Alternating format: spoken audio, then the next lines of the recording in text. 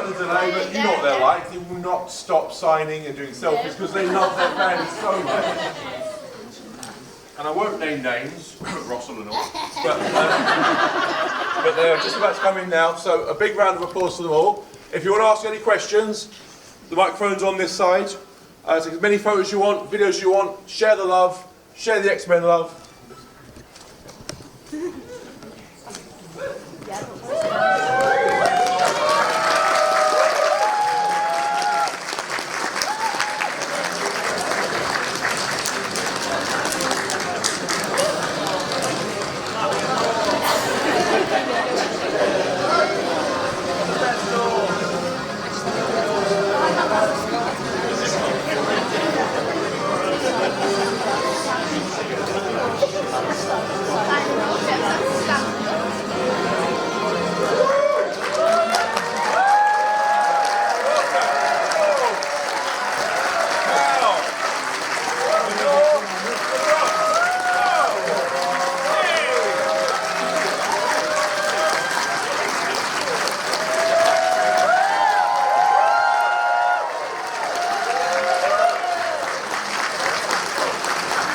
These are your X-Men!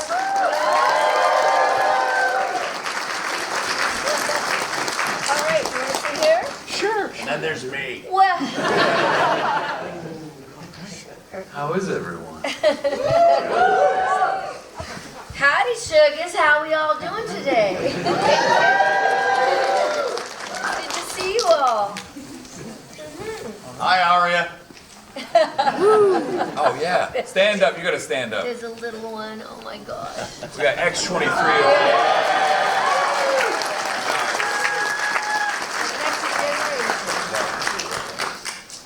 So first of all, guys, thank you very much for coming. The X-Men, the original cartoon, is such a seminal part for most of our childhoods, and this reboot, or re-carrying on, it's just been such high level of, it's just so amazing. You don't get many chances to bring things back at this caliber. How are you enjoying your weekend so far? How are you enjoying the weekend so The far? who? The weekend. How are you enjoying it so far? Is it the weekend? No. I thought yesterday was the weekend. I've got to say, this is the best con we've ever been at.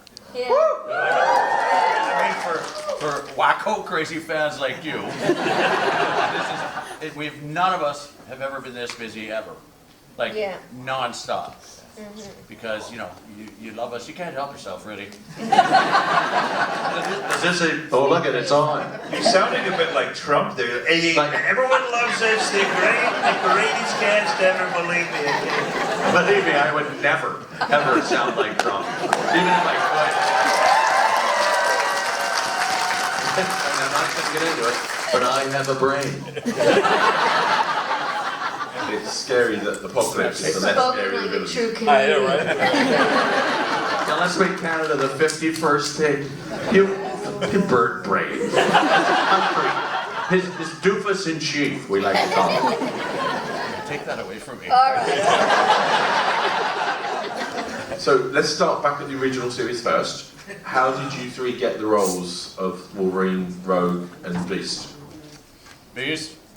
Well, we auditioned for it, and this is it was a general call for voice actors, and they called it Project X because they wanted to keep it a secret. Of course, they gave away half the bloody title right away, so they weren't really thinking.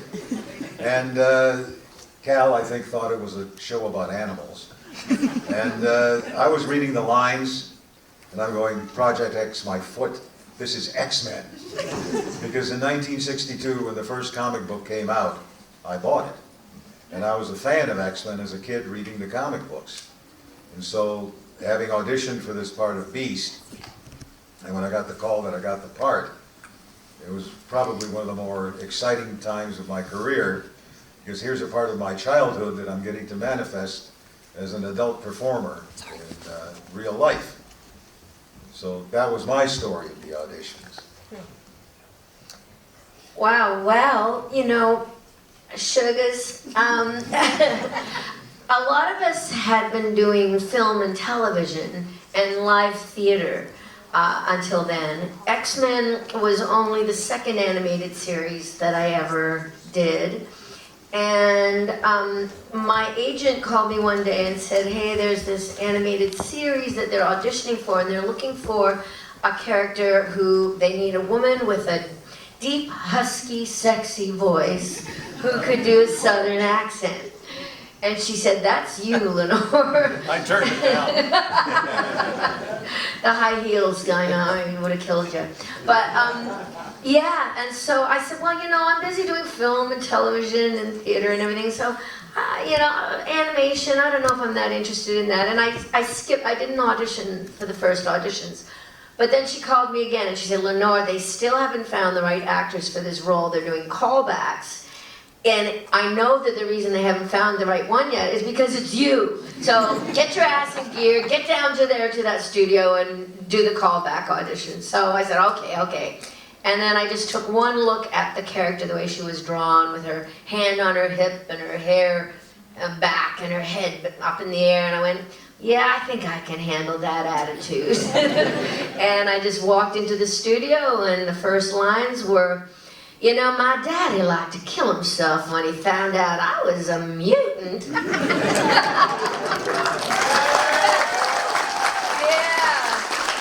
And then it was, I remember I had me a boyfriend when I was 13. Had me a boyfriend till I kissed him. Poor boy went into a coma for 3 days. So that was the lines. I remember it like it was yesterday. And then all of a sudden, I heard all these producers in Los Angeles screaming on the other end of the headphones, going, "That's Rogue! Don't let her leave the building." And that's how it happened.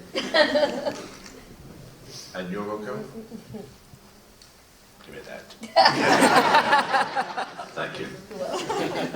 I got a call from Karen Gora, who was the casting agent for the X-Men for Fox, not Fox. She lives in Toronto anyway. And she called me because she figured I had a gravelly voice to do. I had never done a voiceover in my life. I was the singer in Canada, Toronto, jingles, all that kind of bras, toothpaste, cereal, beer. Anyway, so she said, I just thought, I wondered if you were interested in auditioning for an animated, for a cartoon. I said, cartoon? Everyone wants to do a cartoon. I said, what do I have to sing? She said, no, you're not singing. I said, oh, okay, well, all right. What is it? She said, she could tell me, it's a secret, like Lord said. So I went to the audition, and I'm standing there, and so I said, they call my name, and they're all behind the glass, and you're in this little box, and they had the script there, which I was perusing, and I said, so why am I here? And they said, oh, you're auditioning for the role of Wolverine. And I said, who's Wolverine? Or what's Wolverine? Wolverine. I said, who's he? He said, oh, he's like 5'3", tough as nails, would die if had be to fight and to defend the people that he loves and his family, and he's cranky. And as I searched, I heard cranky, I knew it was a shoo-in. But I had never read a comic. I didn't know who the hell the X-Men were, nothing, which is very odd. So anyway, they said, so I said, who do you hear him sounding like? And they said, Clint Eastwood, Roard Bond, not Robert Culp, a bunch of other weird names that I couldn't. I said, well, Clint Eastwood is like, go ahead, like that very quiet thing through your teeth. And I said, there's a line here I'm reading, and I've never heard Clint Eastwood ever yell in any role he's done. It's always like contained inside stuff. And they said, well, but just me, I said, okay, like the gravelish sort of, yeah, I guess, okay. And they said, and the line, I said, so I read the line to them, and they said, because I asked them who it was, and they said, oh, that's Sabretooth. And I went, again, Sabretooth, I'm Wolverine. Is this an animal cartoon? You sure? No, and they had to explain the whole thing about the X-Men. I said, well, come on, Sabretooth, this got to be a Sabretooth tiger. I'm a Wolverine, toughest animal, pound for pound, up in northern Canada. No, they're mutants. Which to me was like, what the? is a mutant. They explained the whole mutant thing, and they said, are you ready to read? They were getting a little anxious. You want an audition soon? I said, would you like to read? I said, sure. And it just came out exactly like this. I looked at it, and then they showed me the picture of it, and I went, well, you should have started with this. Anyway, so it started with this line, and I just read it to Sabretooth, and I didn't know who he was. All right, you egg-sucking piece of gutter trash. You always like pushing around people shorter than you. Well, I'm shorter. Try pushing me. And they just kind of went, and there was just silence. Just silence, like it was like they were saying, holy shit. So I read the rest of the lines for 15 minutes, whatever, and then they said, thanks, Cal, very much. We'll be in touch. Which is usually like, get lost. But you'll never hear from us again. And then they called the next morning, 2 days, whatever later, said, we would love you to be our Wolverine. And I said, and I would love to be your Wolverine, whoever and whatever he is. And Ross, when they were bringing it back, how did you get the role of Xavier? Thank you.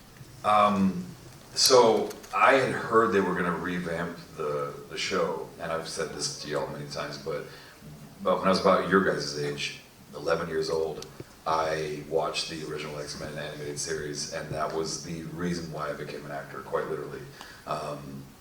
There were so many wonderful performances in that series that just really touched me as a kid. I was bullied a lot, got picked on because I was braces and pimples and, awkward and, just I was a theater kid, I got picked on all the time. And I really resonated with Wolverine's character because he was always just a loner, kind of getting picked on, and I just really said, like, I want to do that someday.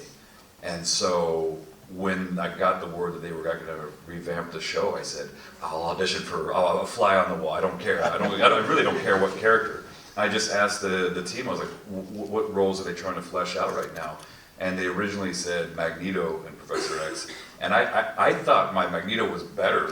My audition was, because it was like, when I heard it back several times, I was like, that's Ricardo Montalban, like from Wrath of Khan. If you hear him, he's like, Charles, you must be mindful of the mutant power we have. And I was like, that's Ricardo Montalban. And I guess they didn't see it that way because they obviously went with Matthew. And I think that was the right choice because Matthew is from the UK. Hey. He went to boarding school out here. And he's one of the only cast members who was not aware of the X-Men. Everyone was either legacy cast or was a fan of it before. And he had no idea about the show or anything, but his wife was a fan. And she said, you are auditioning for this? And he is the perfect Magneto. I really feel like Matthew just nailed that character. And every single person who has now stepped in was a fan. And I feel like that's why this show, I think, is so successful, is because every single person who works on it either worked on the original or was a fan themselves of the original. And it's in every single molecule of this show. People really, really care about where it goes, which is why I think it's been a big hit, Yeah. Including the writers. Yes, yeah. And the artists. Everyone who works on the show right now had to be a fan of X-Men. In the original, the only person who knew who X-Men were was Larry Houston, the guy who was the originator of the series. Otherwise, the entire staff had to be educated as to what the X-Men were before they started their jobs. And Larry still goes to Comic Cons too, and we oftentimes appear with him, and he's amazing. He was the very first black storyboard director in Hollywood, and he was a fanboy. He calls himself a fanboy of X-Men. And of course, when X-Men first came out in the comics, Stan Lee wrote it as basically kind of like the civil rights movement. Yeah. And so Larry really gravitated to the X-Men, and when he came up with the idea of coming up with an animated series about the X-Men, he took it to every studio in Hollywood, and they all turned him down and said, who's going to want to watch a series about a bunch of superheroes?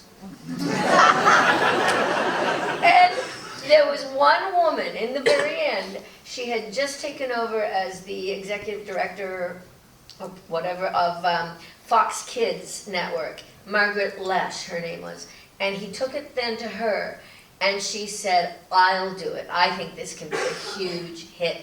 And so it took a black man and a woman to make X-Men happen.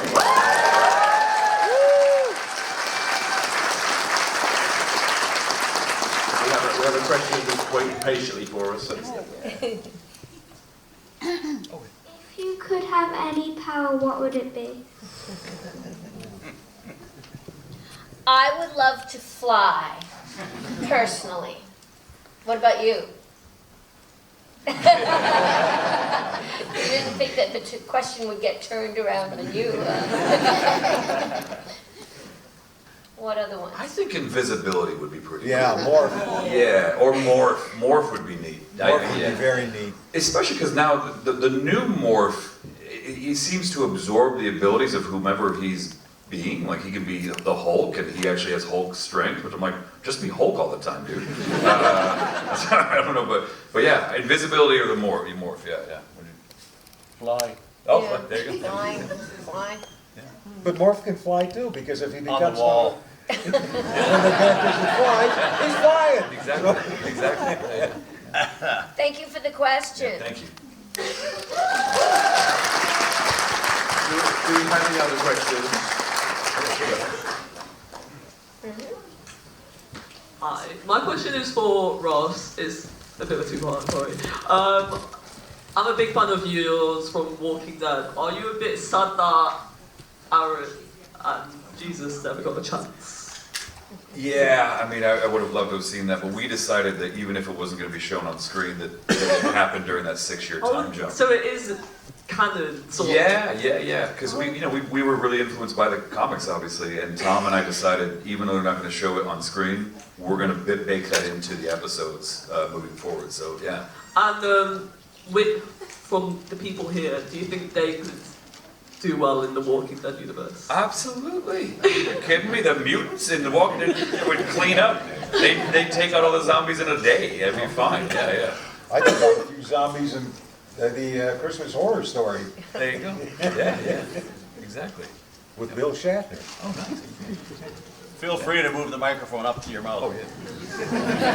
Hi guys, I'm Jack. First of all, thank you for everything you have done. I've watched you grown up from a wee child, so thank you for all of that. My main question was, if there's any character you would like to see introduced into the X-Men '97, who would it be and why? Due to contractual obligations by Disney, we cannot answer that question at this time. No, we can answer it. It's okay. Yeah. So there's a character that I grew up with as a kid. I really loved it. I always loved Wolverine, but Omega Red is like Russia's answer to Wolverine. And if you don't know who Omega Red is, look him up because he's a badass. He's got tentacles that shoot out of his wrists, and he can drain people's life force. He's an absolute psychopath. But he was Russia's answer to Wolverine. And I really feel like that would be a great. He's in a blip. He's in a one split like hair when they're flashing all around the world after Magneto blacks out the planet, and you see him for like a split second. But I would love to see them pursue that character. Yeah. And I bet you'd like to play him too. I mean, I wouldn't mind doing that. Pretty cool. How's your Russian accent? Very good.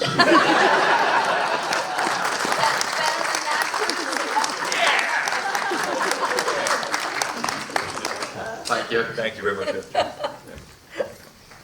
First of all, thank you for everything you've done as X-Men characters. Like, you really made my childhood like the best thing ever. I've got a specific question for Lenore. So, Microphone. I got it. So obviously, X-Men '97 hits a pretty hard episode with what happens with Genosha. And Lenore, you deliver a line when Gambit dies. Sugar, I can't feel you. What? As Nat... Oh, sorry. Sorry, don't look out, the cosplay is here as well. But as a voice actress, what did you do to take yourself to that point? Because honestly, you deserve like a bloody Oscar, quite frankly. Because I still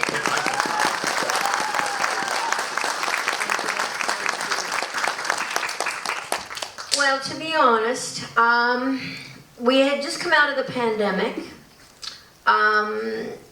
That was episode 5, so we were newly back to the series again after being away for, 25 years.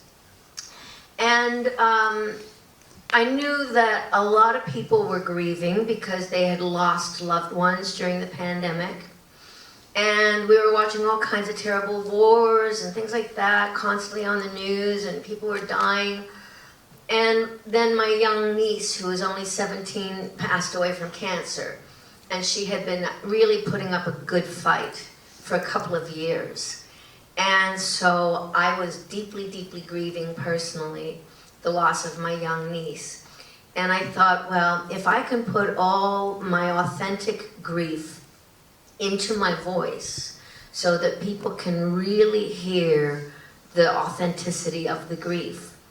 If they had also lost somebody that they loved recently, or even just in watching all these deaths and these bodies piling up on television, hopefully it might touch them inside to the point where they'd have a cathartic experience and they would cry, and that it would allow them to let their tears and their grief come to the surface and have a healing experience. That was my hope. And that's what I did in the studio, and I did cry in the studio, and I thought it was brilliant that they chose, after my last line, to just cut to black, because that's what death is like, rather than like playing music of some sort. It was just like nothing. And I know that people have said it broke them. It broke me watching it. Right? The internet went kind of crazy, and we kind of broke the internet. And it was a really interesting experience because it felt like we were all communally grieving. And I thought that was really quite healing as well. And it was healing for me as well, having just lost my loved one. And that's the story behind it. Thank you, and sorry to lower the mood there a bit.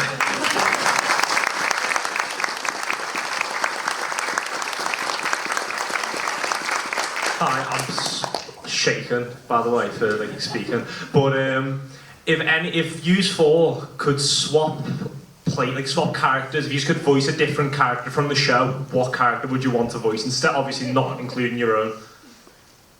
Well, honey, I just love playing Rogue. I don't think I want to play another character. She's just too much fun. Really, all the characters. Go ahead, George. I didn't know you were about to speak. There was a pause.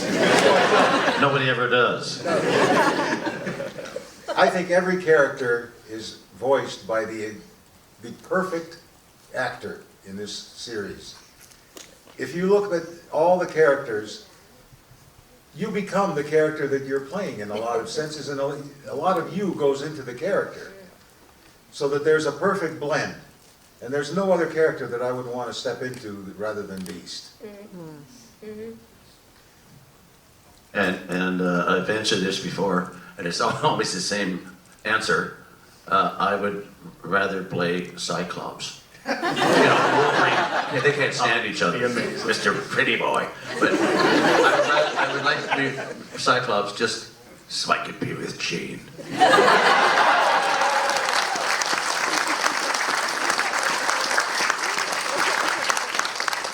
We're getting a little bit low on time, so if we can quick fire the questions, that'd be really good. We'll get as many as we can, please.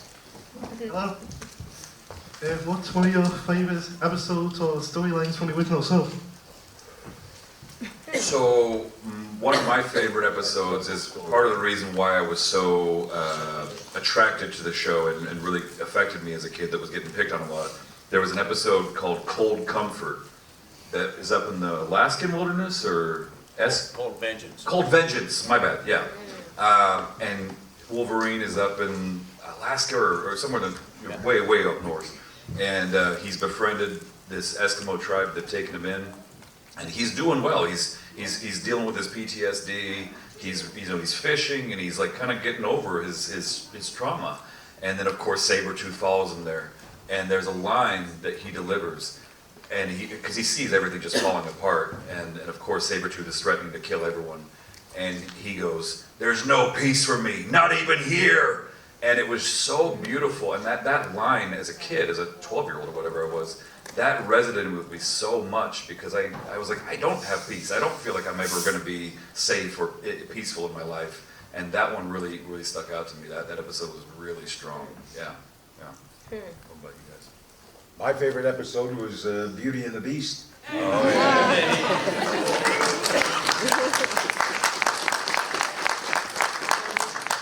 I'd have to say, in the original series, my two favorites were A Rogue's Tale, because you get to hear her backstory, her origin story. And I also loved The Cure, which was the one where she goes to try and get rid of her superpowers. She hears there's a scientist who can get rid of your superpowers, and she wants to be quote-unquote normal, like everybody else, so that she can touch and so that she can have a life. But when she gets there, I mean, not to give it all away, but she, in the end of that episode, she realizes that she needs to actually just embrace herself for who she is. And that she says in the very end, she says, you know, I reckon I am my powers and the good they can do. And I reckon I can live with that. There ain't no cure for who you are. So I love that. Yeah. And I think that message is an important one right now for all of us. Like, as you said, Cold Vengeance was one of my favorites. Another one was in 1942. They go back to 1942, before Wolverine was Wolverine. And he's like a spy or an agent with the government, and he's looking for a doctor that they want to get. So he's in France, and the Nazis have invaded. It's called what is it? Old Soldiers. And it's so cool because Wolverine was all in black and a black toque, Canadian, you know, typical, and running all over, jumping over the ceilings and stuff, and fighting with the Nazis. And he eventually meets Captain America. So that episode was just, I was in tears laughing when I watched it to prep for like X-Men 97 with Disney. Because here's Wolverine, like a hard nut that he is, tough as nails. And he gets up after Captain America throws his shield and knocks about a couple of Nazis off Wolverine, who was fighting 3 of them or something. And he looked up and he said, I can't believe it. Mixer USA, red stars and stripes and all. And so Captain America says, I like your style. To Wolverine, he's still down the guy, he says, Wolverine says, I wish I could say the same. Then they start, it goes on like that, but Wolverine won't let it rest about the outfit that he's got on. He said, you never catch me wearing something like that. He said fatigues would be a little less obvious, and then they're climbing up the side of a cliff with the claws or something, the two of them. And I wanted to tell him at the time I watched him, said, don't start that conversation again. He just looks over and says, where'd you get that thing anyway? It's got an itch. The big tough, it's got an itch. And I said, stop talking about material and stuff. Get up, you be Wolverine, young man. He gets up to the top and he takes the claws off that he had, little things that are like the claws, but like cut off so he could scale the cliff. Gives them to Captain America. And I love the writers, this kind of writing. He gives them back to Captain America and says, hey, these things could come in handy. Because he didn't have claws at the time. Yeah, and that episode, and Nightcrawler. Nightcrawler was a great episode. Yeah. See the religious, or the, you know, they get into like Wolverine's like getting religion or something. It was just, they handle all that stuff in the series. So that's it. Goodbye. Just enough time for 2 more, sorry. X-Men 97 Season 2 so it's coming out this year. Have you done any recordings yet? Oh yeah, we're done. Is there any preview you can give us? A lot of death. A lot of death. He always says that. He always says that. Everyone dies, everyone dies. It's gonna be a total bloodbath. You're gonna love it. You're gonna love it. We're on episode 7. Hi. Hello. Hello. I want to test your improv. Now, as your characters, what would you order if you all went in a car or a mode of transport to a fast food restaurant? You pull up to the drive-through window and like, hi, can I take your order, please? How would you order as your respective character? I would order hot curry. I feel like he would have a more dignified, Well, you're not him. was it fast? Is it You fast think food? Beast is an elitist? I think Beast would be more humble. You think so? Yes.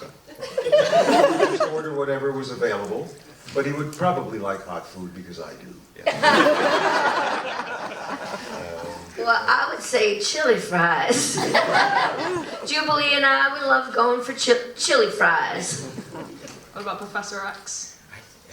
What would you order? I think he'd be very finicky. I think he'd be like, I would like a burger, but with no pickles, please. And onions always give me gas, so please, no onions and peppers and nothing too spicy, please. He likes a very basic meal. When the professor would order the secret menu, does anyone who knew it's there? Oh, he would of course know what the secret menu is. He could read everyone's mind. Wolverine? Oh, I don't even know if he eats. I don't think he eats. But it would have to be really simple. It would be like a teen burger from A&W. Beer and roadkill. Beer and roadkill, yeah. Hi, Amber. Hi, Cal. Nice cake. No Can capes. we do one more question? Yes, one more question. Thank you. Thank you. Thank you. You're welcome. Hey, sugar. Hey, baby. It's quite a long question actually. So I'm sorry for making you late. I'm so sorry. Hi, everyone. Everyone wait. So for a lot of you were our childhood heroes. Not you, Ross, because you weren't in the original. Oh no, you are. We still love you. We do still love you. I promise. Sort of. I promise, Lenore, I won't cry. I won't cry. No, I won't cry. Who are your childhood heroes? Superman. I love Superman. And when I was a little kid, I put a blanket around my neck, climbed up onto the garage roof, and I thought I could fly. And you know what? I didn't. And I hit the ground pretty darn hard. But did you try again? No. What? Superman. Or Jughead from Archie Comics. I don't know if I had like iconic heroes, but I loved Bewitched. I love Bewitched, and I loved Thor. Or it must have been the hair or something. I don't know, but Thor did something to me as a kid. It was his big hammer. Yeah, right. I am not touching that one with a 6-foot pole, sugar. There we go. Thank you. You're welcome. So thank you everyone for coming. It's been an amazing panel. Big round of applause to the guys.